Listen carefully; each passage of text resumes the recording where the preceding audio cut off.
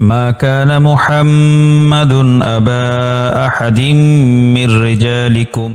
আজ আমাদের উসওয়াতুন হাসানা বা নবীজি সিরাতুন নবী সাল্লাল্লাহু আলাইহি ওয়াসাল্লামের চতুর্থ পর্ব। আজকে আমরা খাদিজা এবং নবীজি সাল্লাল্লাহু আলাইহি ওয়াসাল্লামের জীবনের একটি অংশ নিয়ে একটি ঘটনাকে আমরা বিশ্লেষণ করে সেখান থেকে আমরা এলেমের গুরুত্ব এ বিষয়টা জানার এবং বোঝার চেষ্টা করব। এলেমের গুরুত্ব কতটুকু, বিশেষ করে কিতাবি এলেম, দ্বীনি এলেম বা জীবন ঘনিষ্ঠ এলেম শেখার কতটা গুরুত্ব, এবং এ বিষয় এটা এমন এলেম থাকাটা কতটা জরুরি, এবং এমন এলেম অর্জন করতে পারলে আমার ইহজীবন এবং পরকালের জীবনটা কতটা সুন্দর হবে, এই বিষয়ে আমরা একটু বোঝার চেষ্টা করব। তো ঘটনা তো আমরা জানি, নবীজি সাল্লাল্লাহু আলাইহি সাল্লাম নিয়মিত ওহী আসার আগে থেকে নিয়মিত হেরা গুহাতে যেতেন। হেরা গুহায় গিয়ে একান্তে নির্জনে বসে তিনি ইবাদত বন্দি করতেন, আল্লাহর চিন্তা করতেন, আল্লাহর ধ্যান করতেন, সৃষ্টি নিয়ে ভাবতেন এবং মাখলুক নিয়ে ভাবতেন, খালেক স্রষ্টা নিয়ে ভাবতেন। তো এভাবে ভাবতে ভাবতে নিয়মিত নবী সেখানে হেরা গুহাতে গিয়ে নির্জন বাস করতেন, মুরাকাবা করতেন, সৃষ্টি নিয়ে ভাবতেন। তো ৪০ বছর বয়সে একদিন নবীজির কাছে ওহী এসেছে। ঘটনা বিস্তারিত বিবরণ আমাদের ধারাবাহিক সিরাতের আলোচনায় আসবে। তো ওহী আসার পরে নবীজি সাল্লাল্লাহু আলাইহি সাল্লাম অনেক ঘটনা ঘটেছে। জিবরাইল নবীজিকে ধরে বললে, "আপনি পড়ুন।" নবীজি বললেন, "আমি পড়তে পারি না।" জিবরাইল আলাইহিস সালাম নবীজিকে ধরে একদম সজোরে জড়িয়ে ধরে বুকে জড়িয়ে ধরে চাপ দিলেন। নবীজি মানে বেশ ব্যথা পেয়েছেন। এরপর আবার ছেড়ে দিলেন। এভাবে কয়েকবার পর নবীজি পড়লেন, "ইকরা বিসমি রাব্বিকাল্লাযী খলাক।" সূরা আলাকের ১ম ৫ টি আয়াত নাযিল হলো। তো নবীজি এই ঘটনার পর ভয় পেয়ে গেলেন। এটা কেমন মানুষ? এই নির্জনে তো আমার কাছে কেউ আসে না, এমন নির্জন হেরা গুহায়। এটা কে? যে আমার জিবরিলের কথা বলছি আমরা। এই একটু হঠাৎ করে নব আগন্তুক আমার কাছে আসলো। এই লোককে তো আমি কখনো দেখিনি। আমাকে আরো পড়তে বলল, আমাকে কিছু বাক্য পড়িয়ে দিল। তো সব মিলিয়ে নবীজি ভীষণ ভয় পেয়ে গিয়েছিলেন। ভীত সন্ত্রস্ত হয়ে তিনি খাদিজার কাছে ছুটে এসেছিলেন। তো আম্মাজান খাদিজা রাদিয়াল্লাহু আনহা স্বামীকে সান্ত্বনা দিয়েছেন, আশ্বস্ত করেছেন। ওই দিনকার ঘটনা, ওই সময়টার চিত্র আম্মাজান আয়েশা রাদিয়াল্লাহু তাআলা আনহার বর্ণনায় একদম জীবন্তভাবে ফুটে উঠেছে। তো আলোচনার সেই বর্ণনার এক পর্যায়ে নবীজি সম্পর্কে আয়েশা রাদিয়াল্লাহু তাআলা আনহা বলছেন, "ফারাজাআ বিহা রাসূলুল্লাহ সাল্লাল্লাহু আলাইহি ওয়াসাল্লাম ইয়ারজুফু ফুআদুহু।" আল্লাহ তাআলার পক্ষ থেকে যে ৫ টি আয়াত নাজিল হয়েছিল, সেই আয়াতগুলো নিয়ে নবীজি ফিরে এলেন যে ভীত সন্ত্রস্ত অবস্থায়। ইয়ারজুফু ফুআদুহু, তার অন্তর তখন ভয়ে কাঁপছিল। তার অন্তরটা, তার ভেতরটা ধুকপুক করছিল ভয়ে, আশঙ্কায়। তো নবীজি আসলেন, ফাদাখালা আলা খাদিজাতা বিনতি খুয়াইলিদ, খাদিজার কাছে আসলেন, খাদিজার এম এ ঘরে ফিরে আসলেন। আসার পর নবীজি এসে বললেন, "জাম্মিলুনি, জাম্মিলুনি।" আমাকে তোমরা চাদর দিয়ে আবৃত করো। একবার না, তিনি এব এব মানে ভীষণ এই ছিলেন নবীজি, শঙ্কিত ছিলেন। এই শঙ্কিত অবস্থায় বারবার যেমন অস্থির হয়ে পড়লে, একটু বেচাইন হয়ে পড়লে মানুষ যেমন একটা কথাকে ২-৩ বার বলে, এ তাড়াহুড়া করে, ঠিক এইভাবে নবীজি বলছিলেন খাদিজার কাছে এসে, "খাদিজা, তোমরা সবাই আমাকে চাদর দিয়ে ঢেকে দাও, চাদর দিয়ে ঢেকে দাও।" তো ফাজাম্মালুহু, সবাই মিলে নবীজিকে চাদর দিয়ে ঢেকে নবীজিকে শুইয়ে দিয়েছেন। হাত্তা যাহাবা আনহুর রাউউ, কিছুক্ষণ শুয়ে থাকার পর বা চাদর আবৃত হয়ে থাকার পরে নবীজির ভয়টা কেটে গেছে। তো ভয় কেটে যাওয়ার পর নবীজি ধাতস্থ হলেন, ভয় একটু সুস্থ হলে নিরাপদ বোধ করলেন। তখন ধাতস্থ হয়ে খাদিজাকে বললেন, ফাকালা লি খাদিজাতা, নবীজিকে খাদিজাকে বললেন, ওয়া আখবারাহাল খবরা, এবং তাকে বিস্তারিত বৃত্তান্ত জানালেন কি, কি ঘটেছে আজকে হেরা গুহায়। এবং শেষে পুরো ঘটনার বর্ণনা শেষ করার পর নবীজি এই মন্তব্য করলেন যে, "লাকাদ খাশিতু আলা নাফসি", আমি আমার জীবনের আশঙ্কা করছি। আমি আমার প্রাণ নাশের আশঙ্কা করছি। মানে আমি জীবনকে নিয়ে ভয় পাচ্ছি। এই কথা শুনে খাদিজা সাথে, সাথে বললেন, ফাকালাত খাদিজাতু, নবীজি যখন, স্বামী যখন নিজের ব্যাপারে প্রাণ সংশয়ের আশঙ্কা প্রকাশ করলেন, খাদিজা সাথে, সাথে বললেন, "কাল্লা, অসম্ভব, কক্ষনো হতে পারে না এমন ঘটনা। আপনার প্রাণনাশের প্রাণ সংশয় দেখা দিবে। এটা কক্ষনো হতে পারে না।" কেন? খাদিজা কাল্লা, কক্ষনো না বলে থামেননি। এরপর তিনি আল্লাহর কসম করেছেন। ওয়াল্লাহি, আল্লাহর কসম। কি কসম খেয়ে তিনি কি বলেছেন? মা ইউখজিকাল্লাহু আবাদান, আল্লাহ তাআলা কক্ষনো আপনাকে অপমানিত করবেন না। আপনাকে কখনো লাঞ্ছিত করবেন না। আল্লাহ তাআলা কখনো আপনাকে এই অপদস্থ করতেই পারেন না। এটা ছিল খাদিজার ভাষ্য। কেন? আল্লাহ তাআলা নবীজি সম্পর্কে, স্বামী সম্পর্কে খাদিজার এমন দৃঢ় বিশ্বাস, আত্মবিশ্বাস কেন? এর সপক্ষে খাদিজা ৫ টি কারণ তুলে ধরেছেন। যে নবীজিকে কেন আল্লাহ তাআলা লাঞ্ছিত করতে পারেন না, লাঞ্ছিত করবেন না, অপদস্থ করবেন না। এর কারণ হিসেবে ৫ টি যুক্তি তুলে ধরেছেন। ১ নম্বর, খাদিজা কি বলেছেন? "ইন্নাকা লাতাসিলুর রাহিম।" আপনি আত্মীয়তার বন্ধন রক্ষা করেন। আপনি আত্মীয়-স্বজনের সাথে সম্পর্ক রক্ষা করেন। আপনি আত্মীয়তার বন্ধনগুলো থেকে সযত্নে লালন করেন। এটা ১ম যুক্তি।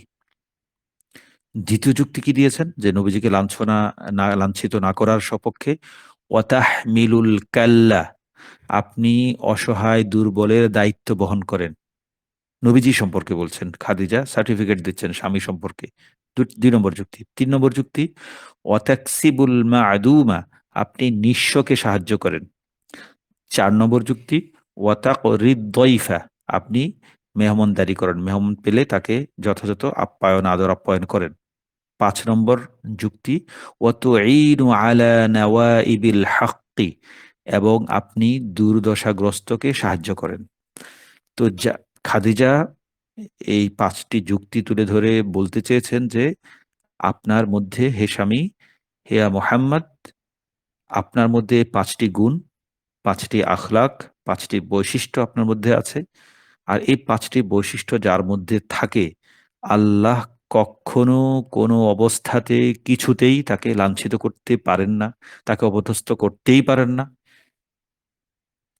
তো নবীজি যখন লাকাদ খশিতু আলা নাফসি, আমি আমার প্রাণনাশের আশঙ্কা করছি। এ কথা বলার পরে খাদিজা তাকে কঠোরভাবে, দৃঢ়ভাবে এটাকে, নবীজির বক্তব্যকে, নবীজির আশঙ্কাকে উড়িয়ে দিয়ে নাকচ করে নবীজিকে পরম আদরে, পরম যত্নে আশ্বস্ত করেছেন।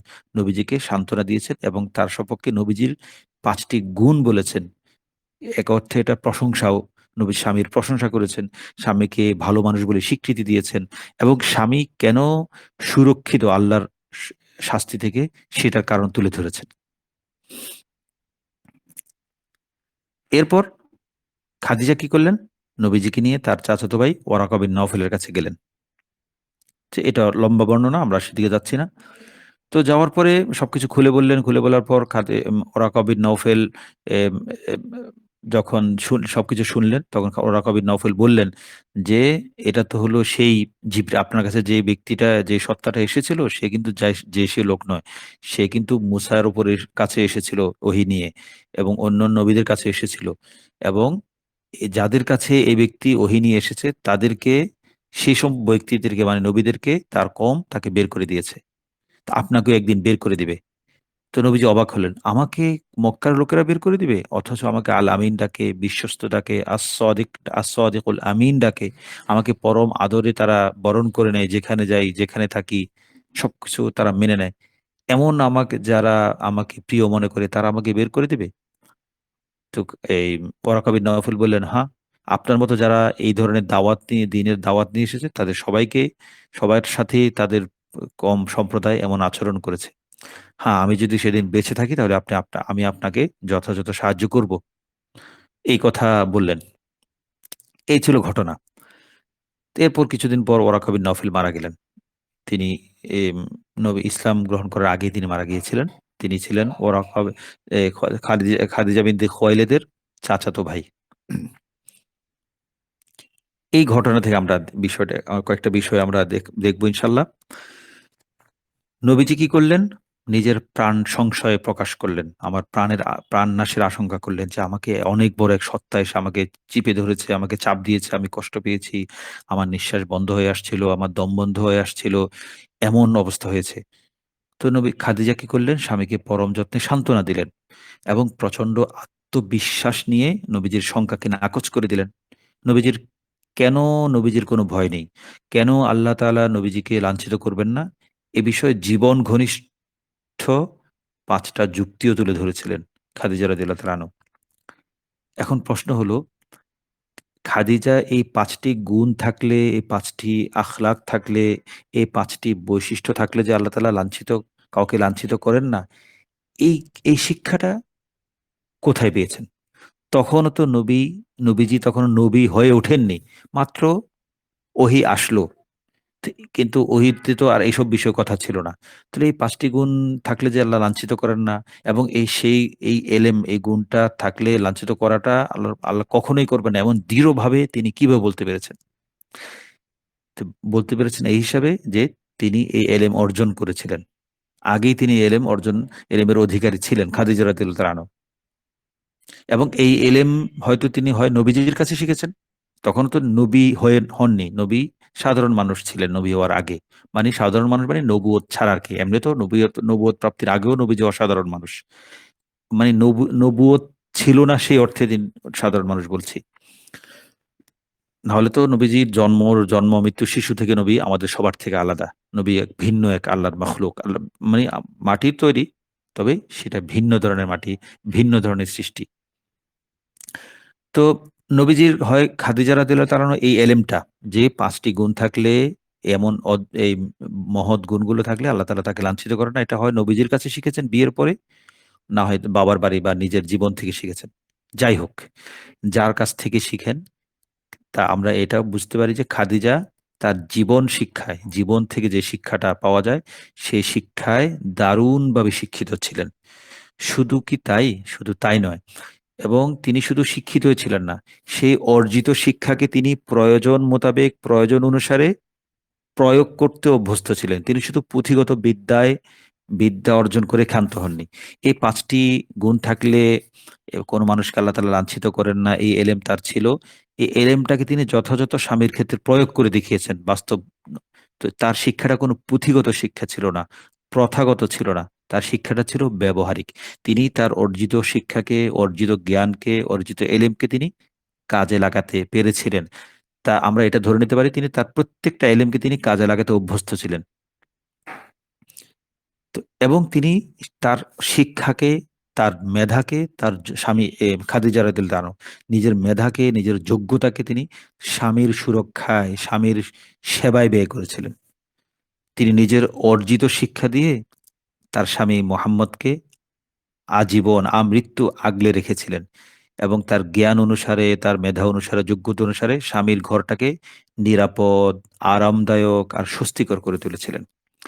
এবং তিনি নিজের অর্জিত শিক্ষার আলোকে খাদিজা রাদিয়াল্লাহু তাআলা আনহা বুঝতে পেরেছিলেন যে স্বামীর ঘর সামলানোই তার প্রধানতম কর্তব্য। এই বোধ, এই অনুভূতি বা এই সিদ্ধান্তের আলোকে তিনি তার স্বামীর ঘরকে একটা নিবিড় প্রশান্তিময় করে তুলতে সক্ষম হয়েছিলেন। কিভাবে? যে নবীজি প্রচন্ড ভয় পেয়েছিলেন। ইয়ারজুফু ফুআদুহু এ ভাষা আয়েশা রাদিয়াল্লাহু তাআলা আনহার বর্ণনায় বোঝা যায় যে নবীজি ভয় পেয়ে ধুকপুক করে ভীত সন্ত্রস্ত হয়ে খাদিজার কাছে ছুটে এসেছেন। তার মানে খাদিজার মানুষ প্রচন্ড ভয় পেয়ে পরম আশ্রয়ের জন্য কার কাছে যায়? পরম আপনজনের কাছে তো যায়। বা কোন ঘরে যায়? যে ঘরে সে নিরাপদ বোধ করে সেখানে তো যায়। যেখানে সে সিকিউরড ফিল করে সেখানে যায়। তো খাদিজা রাদিয়াল্লাহু তাআলা আনহা তার নিজের অর্জিত এলিমের মাধ্যমে, অর্জিত জ্ঞানের মাধ্যমে, অর্জিত জীবন অভিজ্ঞতার মাধ্যমে ঘরটাকে এতটা নিরাপদ, এতটা সিকিউরড, এতটা একদম নিরুপদ্রব করে তুলতে পেরেছেন যে মোহাম্মদ সাল্লাল্লাহু আলাইহি সাল্লাম অন্য কোনো দিকে না গিয়ে সরাসরি খাদিজার কাছে ছুটে এসেছেন। এরা খাদিজার যোগ্যতা, খাদিজার কৃতিত্ব, খাদিজা রাদিয়াল্লাহু তাআলা আনহার অনন্য বৈশিষ্ট্য। আরেকটা বিষয়, খাদিজা রাদিয়াল্লাহু তাআলা আনহু অর্জিত শিক্ষার আলোকে তিনি বুঝতে পেরেছিলেন যে নিজের অর্থবিত্ত, পুঁজিপাট্টা স্বামীর হাতে তুলে দেয়াই উত্তম। এবং তিনি বুঝতে পেরেছিলেন যে নিজে ব্যবসা-বাণিজ্য না করে স্বামীকে দিয়ে নিজের অর্থ স্বামীকে দিয়ে স্বামীকে স্বামীর হাতে সোপর্দ করে স্বামীর মাধ্যমে ব্যবসা করাটা বেশি যুক্তিযুক্ত, নিজে ব্যবসা না করে। এটাও তিনি বুঝতে পেরেছিলেন। এবং তিনি বুঝতে পেরেছেন যে ব্যবসা-বাণিজ্য এগুলো এই তার কাজ নয়, এটা তার স্বামীর কাজ। এইজন্য বিয়ের পরে তার সমস্ত সম্পদ তিনি স্বামীর হাতে তুলে দিয়েছিলেন যে, "এগুলোর মালিক আজ থেকে আপনি।" এমনকি নিজের দাসটাকেও এই স্বামীকে দিয়ে দিয়েছেন যায়েদ বিন হারিসাকে। এই যে তিনি স্বামীকে ব্যবসার দায়িত্ব দিয়ে নিজে ঘর সামলানোর দায়িত্ব নিয়েছিলেন। মানে তিনি ঘরে থাকার সিদ্ধান্ত নিয়েছিলেন। ঘরে অবস্থানের সিদ্ধান্ত নিয়েছিলেন। এটা পুরোপুরি কোরআনী বিধান অনুসারে। অথচ তখনও কিন্তু কোরআনী নারীরা ঘরে থাকবে এ এই বিষয়ে বিধান তখনও কিন্তু কোরআন তখন নাজিল হয়নি। এই বিধানটা নাজিল হয়েছে সূরা আহজাবে। তো সূরা আহজাব নাজিল হতে তখনও অনেক দেরি। খাদিজা রাদিয়াল্লাহু তাআলা তো বিয়ের পরপরই নবীজির বয়স তখন ২৫, খাদিজা রাদিয়াল্লাহু আনহার বয়স ৪০। মানে প্রচলিত বর্ণনা অনুসারে। কেউ অন্য ভিন্ন মতও দিয়েছেন। তো সেই হিসাবে আমরা বলতে পারি যে খাদিজা রাদিয়াল্লাহু তাআলা বিয়ের পরপরই স্বামীর হাতে সম্পদ তুলে দিয়েছেন। তো স্বামীর হাতে সম্পদ তুলে নিজে ঘরের কাজ সামলেছেন, নবীজি বাইরের কাজ সামলেছেন। তার মানে স্ত্রী ঘরে থাকবে, স্বামী বাইরে কাজ করবে, বাইরের বিষয়গুলো দেখাশোনা করবে। এই যে একটা শিক্ষা, খাদিজা রাদিয়াল্লাহু তাআলা আনহার এই যে সিদ্ধান্ত, এটা সম্পূর্ণ কোরআন উপযোগী। বিধানের উপযোগী, কোরআনের বিধানের অনুকূল সিদ্ধান্ত। খাদিজা রাদিয়াল্লাহু তাআলার এই কর্মকৌশল, কর্মপন্থা, এই আমলটা শতভাগ কোরআন মাফিক, কোরআন অনুযায়ী। এই বিধানটা কোথায় নাজিল হয়েছে? যে নারীরা ঘরে থাকবে। সূরা আহজাবে নাজিল হয়েছে। তো এই সূরা নাজিল হয়েছে ৪র্থ হিজরি বা ৫ম হিজরির সন্ধিক্ষণে। তার মানে মদিনায় হিজরত করার ৪ বছর পর আমরা ধরতে পারি। তার মানে কত বছর পর? নবুয়ত প্রাপ্তির ১৭ বছর পরে এই বিধান নাজিল হয়েছে ওয়াকরনা ফি বুয়ুতিকুন্না। সূরা আহজাবের ৩৩তম আয়াত।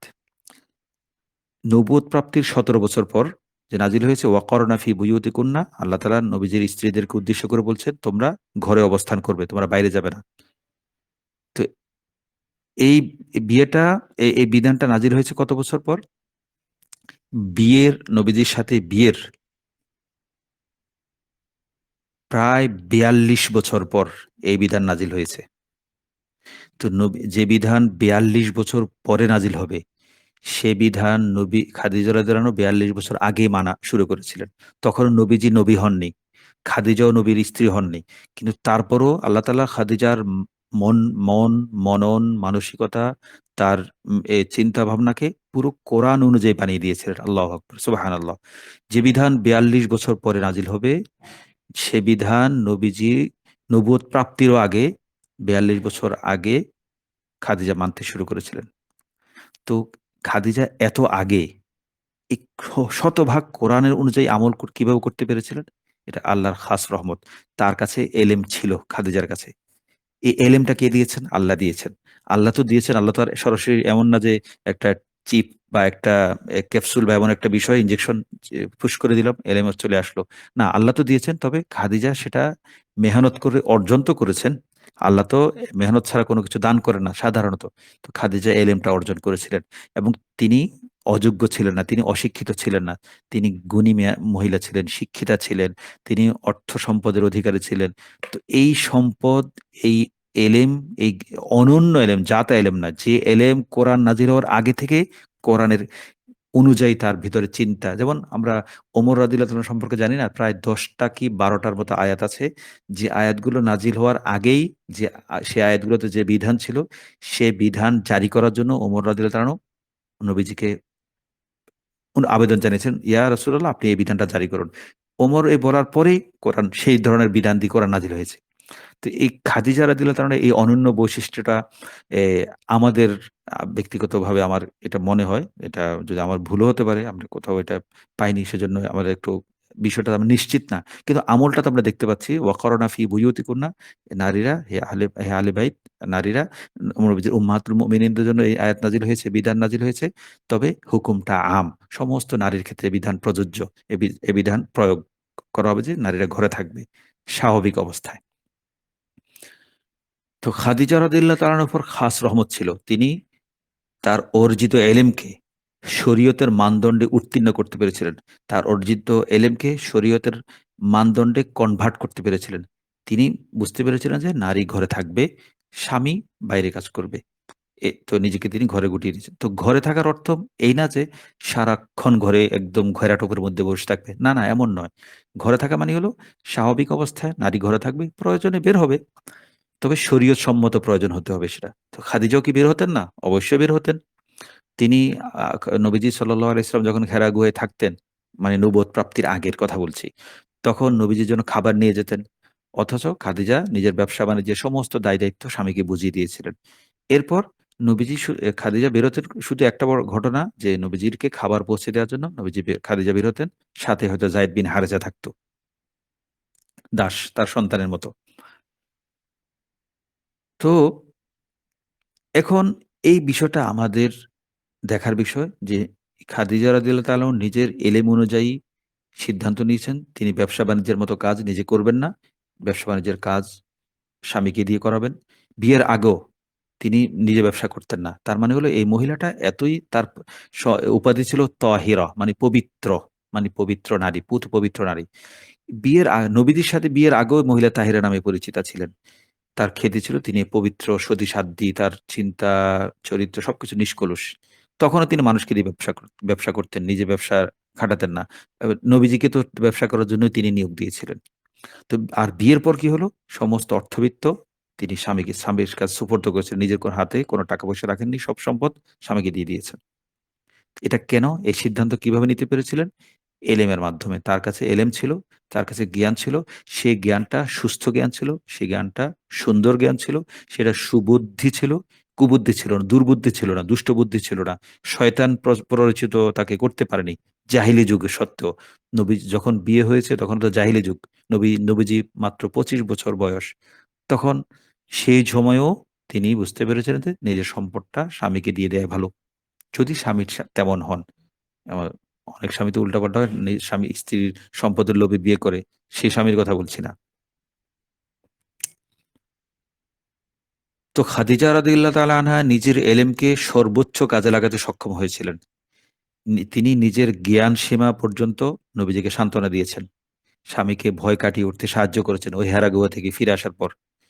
তো এই কথা আমরা বলতে পারি খাদিজা রাদিয়াল্লাহু তাআলা আনহার যে এলেম ছিল, সে এলেমকে কাজে লাগানোর ক্ষেত্রে তিনি শতভাগ সফল। তো সবাই কিন্তু নিজের অর্জিত জ্ঞানকে, অর্জিত এলেমকে কাজে লাগাতে পারে না। এলিম অনুযায়ী কয়জন আমল করতে পারে? সবার পক্ষে কি এলিম অনুযায়ী আমল করা সম্ভব? না, সম্ভব না। সবাই যদি এলিম অনুযায়ী আমল করতে সক্ষম হতো, তাহলে এ যুগে সমস্ত আলিম সাহাবায়ে কেরামের স্তরে পৌঁছে যেত। তো যাক, একটা প্রশ্ন, প্রকৃত জ্ঞানী কে? মানে কাকে আমরা প্রকৃত জ্ঞানী বলতে পারি? উত্তরে নানাভাবে উত্তরটা দেয়া যায়। একভাবে আমরা বলতে পারি যে, যে ব্যক্তি ভালোভাবে একথা জানে যে সে কি জানে না। সে কি জানে না সেটা সে ভালোভাবে জানে। এ ব্যক্তি প্রকৃত জ্ঞানী আমরা বলতে পারি। অন্যভাবে বলতে গেলে নিজের জানা ও অজানার পরিধিকে যে ভালোভাবে জানে। মানে সে কি জানে এবং সে কি জানে না সেটাকে সে ভালোভাবে জানে। সেটাই প্রকৃত জ্ঞানী। তো খাদিজা রাদিয়াল্লাহু তাআলা আনহু নিজের জানা এবং অজানার পরিধি ভালোভাবে জানতেন। তিনি নিজের জ্ঞান সীমার মধ্য থেকে স্বামীর পাশে দাঁড়িয়েছেন। পরিস্থিতির প্রাথমিক ধাক্কা সামাল দিয়েছেন হেরা গুহা থেকে ফিরে আসার পর। তো নবীজির কাছে পুরো বৃত্তান্ত খাদিজা রাদিয়াল্লাহু আনহা শুনেছেন। শুনে তিনি খাদিজা রাদিয়াল্লাহু আনহা এই বিষয়ে বুঝতে পেরেছেন যে এই পুরো নবীজি যে ঘটনাটা বলেছেন, পুরো বিষয়টা উপলব্ধি করা, পুরো বিষয়টা বোঝা তার জ্ঞান সীমার বাইরে। পুরো বিষয়টা তিনি ঠিক ক্যাচ করতে পারছেন না, ঠিক ধরতে পারছেন না যে বিষয়টা আসলে কি? তো এখন খাদিজা কি করলেন? খাদিজা এই কথা বুঝতে পেরেছেন যে এই তার সীমার মধ্যে যেটা ছিল তিনি স্বামীকে সান্ত্বনা দিয়ে ভয় দূর করতে পেরেছেন। এটা তার জ্ঞান সীমা, এটা তার অভিজ্ঞতার সীমা, এটা তার এলিমের সীমার মধ্যে তিনি থেকেছেন, সেটুকু করেছেন। কিন্তু বাকি যে বর্ণনার যে বাকি অংশ একজন ব্যক্তি এসেছে, ইকরা বিস্মি এগুলো পড়িয়েছে, ঠিক এই বিষয়টা খাদিজা ঠিক ধরতে পারছিলেন না। তবে এটুকু বুঝতে পেরেছেন যে এই যেটুকু ধরতে পারছেন না সেটুকুর জন্য তাকে কোনো জ্ঞানীর কাছে যেতে হবে। তাকে কোনো অভিজ্ঞ ব্যক্তির পরামর্শ গ্রহণ করতে হবে। এই বোধ, এই সুবুদ্ধিটা খাদিজার ভিতরে ছিল। খাদিজার এই উপলব্ধিটা যথার্থ ছিল যে তাকে কোনো অভিজ্ঞ ব্যক্তির কাছে যেতে হবে। এবং শুধু তাই নয়, অভিজ্ঞ ব্যক্তির কাছে যেতে হবে এটা যেমন একটা জ্ঞানের মাইলফলক যে আমি যখন জানি না, আমাকে যারা জানে ফাসআলু আহলা যিকর। এটাও কোরআন অনুযায়ী আমল। আমরা খাদিজার আমাদের একটা ইচ্ছা আছে।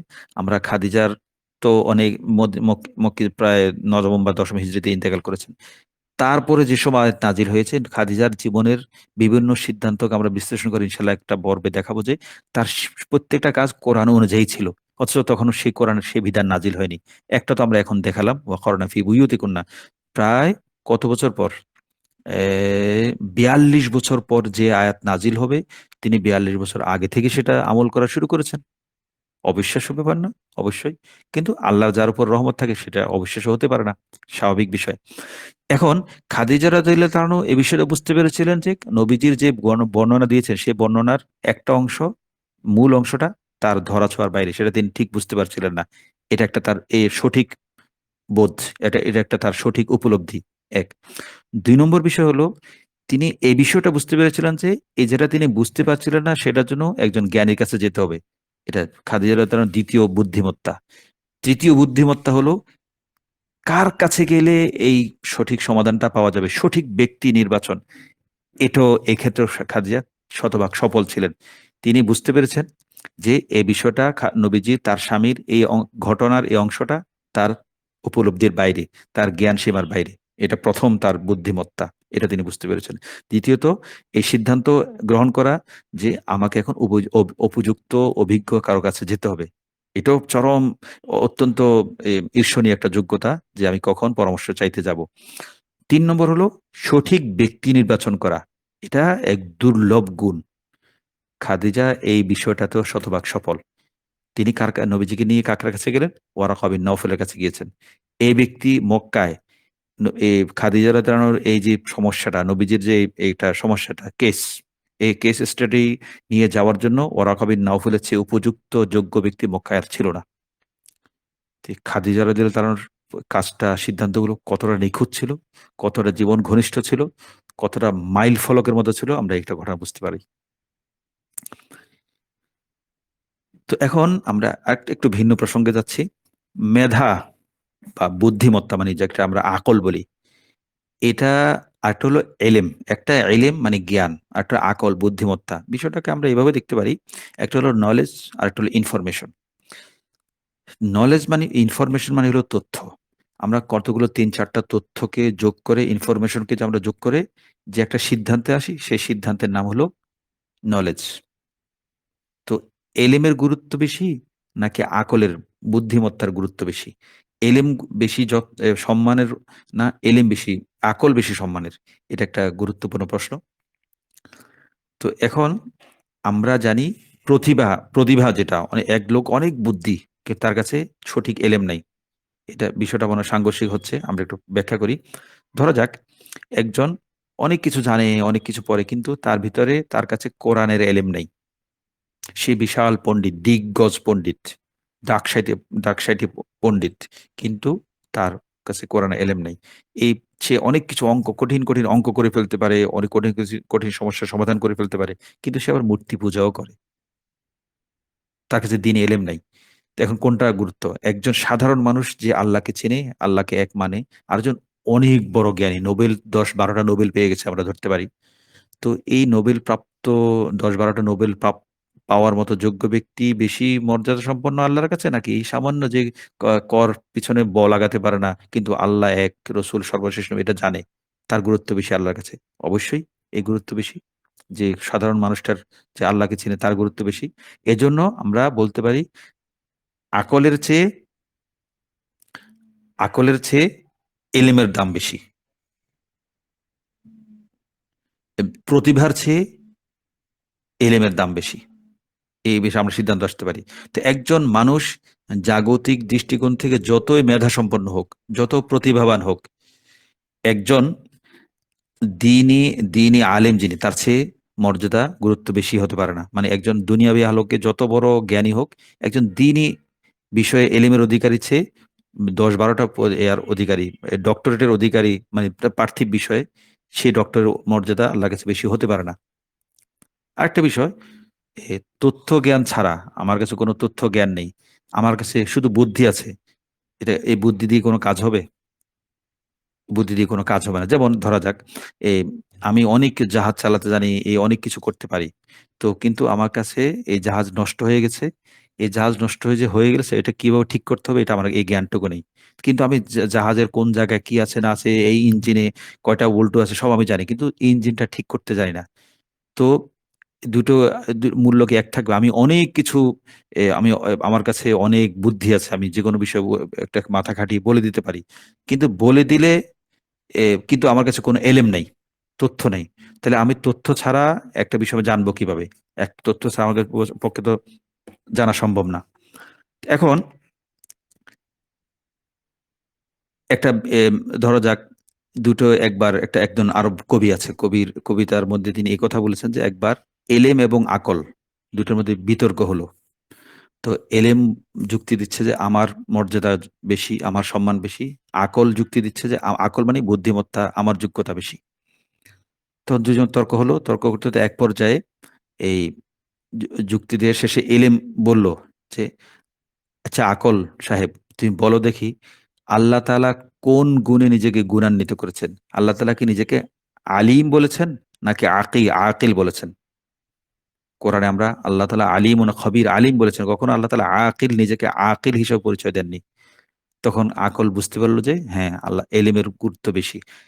বিষয়টা আবার একটু স্পষ্ট করি যে মক্কায় অনেক জ্ঞানী ছিল। আবু জাহেল তো সে আবু জাহেল না বলে আবুল হাকাম, সে জ্ঞানের বাপ ছিল। তাই অনেক প্রজ্ঞা, অনেক বুদ্ধিমত্তা, দুনিয়াবী বিষয়ে তার বুদ্ধির শেষ নেই, তার যোগ্যতা শেষ নেই। কিন্তু তার কাছে দ্বীনি এলেম ছিল না। তো সে দ্বীনি এলেম না থাকাতে সে কি হয়েছে? সাধারণ বেলাল রাদিয়াল্লাহু তাআলার মতো সাধারণ মানুষ, যে দাস ছিল, কালো হাবশী গোলাম ছিলেন। তার কাছে দ্বীনি এলেম ছিল। সেই সাধারণ একজন কালো হাবশী গোলামও জ্ঞানের পিতা যে আবু জাহেলের চেয়ে শ্রেষ্ঠ ছিল। তো আবু জাহেলের কাছে অনেক হেকমত ছিল, অনেক প্রজ্ঞা ছিল, অনেক আকল ছিল। কিন্তু তার কাছে এলেম ছিল না, দ্বীনি এলেম ছিল না। এই হিসেবে আমরা এটা সহজভাবে আমরা বুঝতে পারলাম আশা করি যে আকলের চেয়ে এলেমের গুরুত্ব বেশি। তো তারা মক্কার যে বড়, বড় জ্ঞানী ছিল তারা আকল দিয়ে মুহাম্মদ সাল্লাল্লাহু আলাইহি ওয়াসাল্লামের গুরুত্ব বুঝতে পারেনি। তো ওয়ারাকা বিন নওফেলের কাছে পূর্ববর্তী যে কিতাব ছিল তাওরাত ইনজিল, সে এলেম ছিল। সে এলেমের মাধ্যমে তিনি নবীজিকে চিনতে ভুল করেনি। নবীজি যখন বললেন তার কাছে এমন, এমন মানুষ এসেছে, সাথে, সাথে তিনি তার মাথায় ক্লিক করেছে ওয়ারাকা বিন নওফেলের মাথায় যে এই যে এসেছে এটা তো জিবরিলের বর্ণনার সাথে মিলে যায়। তাই এই ব্যক্তি নির্ঘাত জিবরিল। তো এখন আমরা বলতে পারি দ্বীনি এলেমবিহীন, দ্বীনের অনুমোদন ছাড়া নিছক বুদ্ধিবৃত্তির চর্চা, এটা আমার জীবনের জন্য, আখিরাতের জন্য বেশি ফলপ্রসূ হতে পারে না।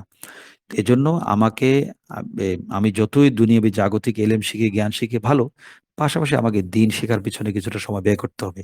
পাশাপাশি যারা মাদ্রাসায় পড়ি, তারাও মাদ্রাসায় কিছু এলেম আছে সরাসরি কোরআন সুন্নাহর এলেম। আর কিছু আছে কোরআন সুন্নাহ শেখার জন্য। নাহু সরব আছে, মান্তিক আছে, বালাগাত আছে।